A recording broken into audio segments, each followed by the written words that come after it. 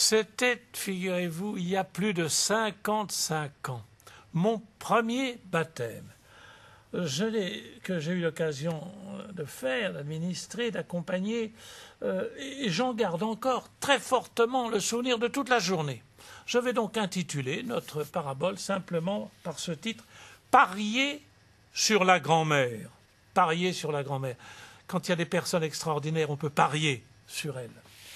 C'était donc en Bourgogne.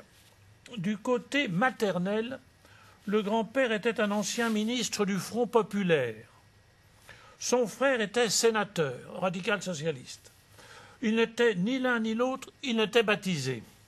Du côté paternel, c'est-à-dire du côté de ma famille, du côté du père de la petite fille que nous avions baptisée, le grand-père était parfois traversé par des doutes, mon oncle, ne savait plus très bien parfois à quoi il croyait. Bon, la mère de la petite fille était responsable, fervente, d'une cellule du Parti communiste à Auxerre.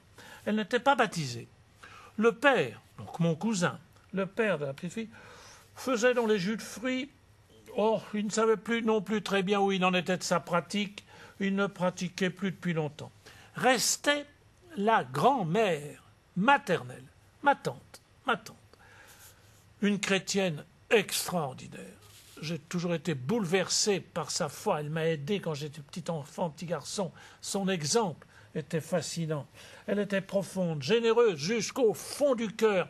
L'asile, la maison des vieillards, elle y allait tout le temps aider jusqu'à épuisement.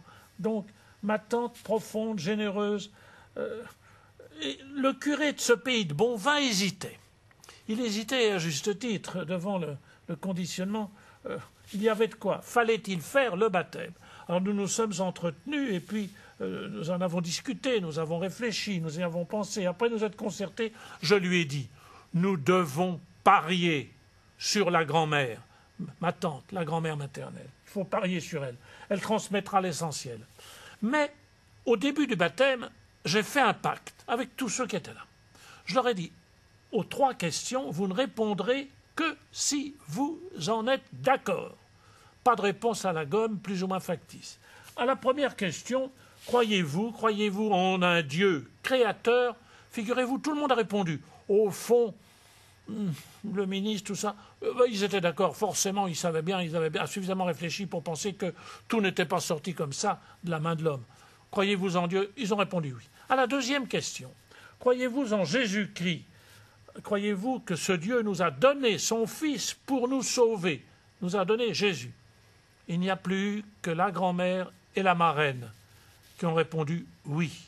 À la troisième question, croyez-vous au Saint-Esprit qui nous habite, qui nous investit, qui nous guide, qui nous pilote notre vie vers le meilleur? Il n'y a eu que la grand-mère qui a répondu oui. Mais à la fin de la cérémonie, c'était l'inverse. Tout le monde pleurait, sauf la baptisée, sauf la petite baptisée. Et en me prenant le bras, l'ancien ministre, quand nous traversions toute l'église, m'a simplement dit d'une manière très chaleureuse, très proche, « Mon père, si je pouvais croire, mon père, si je pouvais croire. » J'entends encore cette phrase.